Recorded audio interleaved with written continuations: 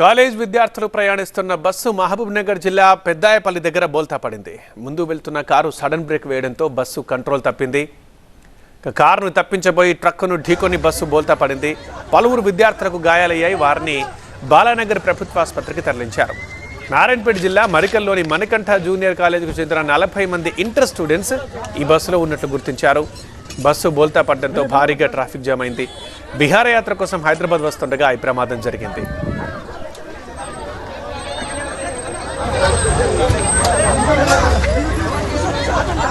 అయితే అదే టైంకి అదే దారిలో వనపర్తికి వెళ్తున్నారు మంత్రి వాకిటి శ్రీహరి.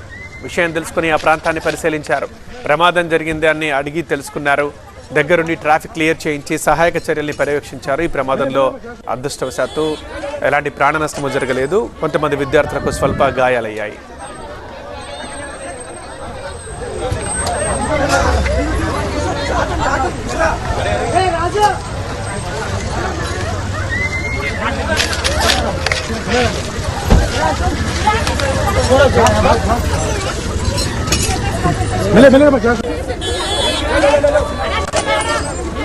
ప్రస్తుతం పరిస్థితి ఎలా ఉంది? ఘటనా స్థలం దగ్గర మా మహబూబ్ నగర్ ప్రతినిధి శివ ఉన్నారు లైవ్ లో సమాచారం అందించడానికి. శివ, ఇప్పుడు పిల్లలందరూ ఫస్ట్ సేఫేనా? ఎక్కడ చికిత్స పొందుతున్నారు? ఏంటి వాళ్ళ ఆరోగ్య పరిస్థితి? అండ్ ఇక ప్రమాదం ఎలా జరిగింది? ఆ డ్రైవర్ ఎలా ఉన్నారు? మంత్రి ఏమని ఆదేశించారు? ఫుల్ డీటెయిల్స్ ఏంటి?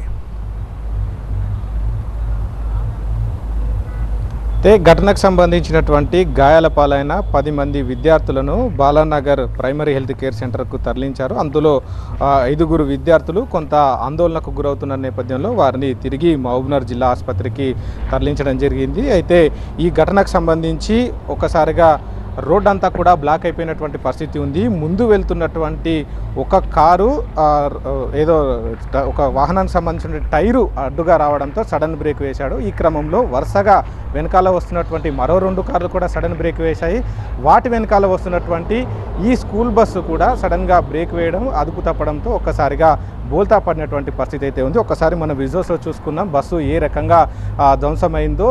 ఈ బోల్తా పడటంతో నడి రోడ్డు పైన ఈ బస్సు బోల్తా అడ్డంగా పడడంతో భారీగా ట్రాఫిక్ జామ్ అయింది. కిలోమీటర్ల మేర వాహనాలన్నీ కూడా నిలిచిపోయినటువంటి పరిస్థితి ఉంది. అయితే ఈ ఘటనకు సంబంధించి బస్సు బోల్తా పడడంతో బస్సులో ప్రయాణిస్తున్నటువంటి నారాయణపేట జిల్లా మరికల్ మండలంలో ఉన్నటువంటి మణికంఠ జూనియర్ కాలేజీకి సంబంధించిన విద్యార్థులు సుమారు 43 మంది విద్యార్థులు హైదరాబాద్కు విహారయాత్ర నిమిత్తం వెళ్తూ ఉన్నారు. ఈ క్రమంలో ఈ ఘటన జరిగింది. అయితే ఇందులో 10 మంది విద్యార్థులు స్వల్ప గాయాలయ్యాయి. వారందరినీ కూడా ఆసుపత్రికి తరలించి చికిత్స అందిస్తున్నారు. అయితే అదే క్రమంలో హైదరాబాద్ నుంచి వనపర్తికి వెళ్తున్నటువంటి మంత్రి వాకిటి శ్రీహరి ఈ ఘటనా స్థలిని ఒకసారిగా పరిశీలించడం జరిగింది. సహాయక చర్యల్లో కూడా పాల్గొని మెరుగైన చికిత్స వారికి అందించాలి, ఎవరు కూడా ఆందోళన చెందవద్దన్న అంశాన్ని కూడా ఆయన చెప్పడం జరిగింది. అయితే ఒక్కసారిగా ఈ ప్రమాద ఘటన వివరాలు తెలుసుకున్నటువంటి స్టూడెంట్స్ సంబంధించినటువంటి విద్యార్థులు ఆందోళనకు గురవుతున్నటువంటి పరిస్థితి ఉంది. వారంతా కూడా ఇప్పటికే మహబూబ్నగర్కు చేరుకున్నట్టుగా అయితే తెలుస్తోంది. ఇక ఈ బస్సుకు సంబంధించి ఫిట్నెస్కి సంబంధించి కావచ్చు, మిగిలినటువంటి అన్ని పర్మిషన్లు బస్సు ఘటనకు సంబంధించినటువంటి కారణాలన్నింటినీ కూడా పోలీసులు ఆరా తీస్తూ ఉన్నారు. ఘటనా సమాచారం తెలుసుకోగానే వెంటనే ఇక్కడికి చేరుకొని రోడ్డుకు అడ్డంగా ఉన్నటువంటి బస్సును తొలగించి ట్రాఫిక్ క్లియర్ చేసేటువంటి పనిలో ఉన్నారు. అలాగే క్షతగాత్రులైనటువంటి విద్యార్థులను హుటాహుటిన ఆసుపత్రికి తరలించినటువంటి పరిస్థితి అయితే ఉంది. ఒకసారి మనం చూసుకోవచ్చు బస్సు ఏ రకంగా ధ్వంసమైంది, పూర్తిగా చెల్లా చెదరైపోయేది. విద్యార్థులకు సంబంధించినటువంటి చెప్పులు కావచ్చు, వారు తెచ్చుకున్నటువంటి వస్తువులు కావచ్చు, ఇక్కడ ఉన్నటువంటి డ్రైవర్ క్యాబిన్ కూడా పూర్తిగా ధ్వంసమైనటువంటి పరిస్థితి అయితే కనపడుతోంది. అయితే దీంతో పాటుగా ముందుగా ఉన్నటువంటి మరో 3 కార్లు కూడా అదే స్థాయిలో ధ్వంసమయ్యాయి. అందులో ప్రధానంగా ఈ బస్సు ఢీకొన్నటువంటి కార్ అయితే మొత్తం నుజ్జ అయిపోయినటువంటి పరిస్థితి అయితే ఉంది. వారికి కూడా కారులో ప్రయాణిస్తున్నటువంటి వారికి కూడా స్వల్ప గాయాలు కావడంతో వారిని కూడా స్థానికంగా ఉన్నటువంటి సెంటర్లో ప్రవహించి వారికి కూడా ప్రాథమిక చికిత్స అందించినటువంటి పరిస్థితి అయితే ఉంది. ఇక ఘటనా స్థలిని మహబూబ్నగర్ జిల్లాకు సంబంధించినటువంటి కలెక్టర్ విజేంద్ర బోయి, అలాగే ఎస్పీ జానకీలు కూడా పరిశీలించడం జరిగింది. డిఎస్పీ వెంకటేశ్వర్లు హుటాహుటిన ఇక్కడికి చేరుకొని ట్రాఫిక్ అంతా కూడా క్లియర్ చేసినటువంటి పరిస్థితి ఉంది. మనం ప్రస్తుతం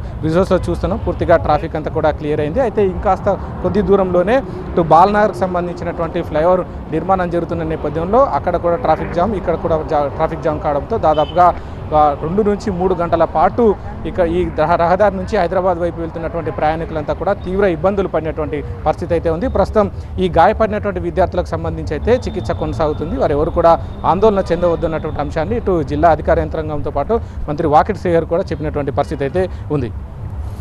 రైట్, ఓకే జీవా.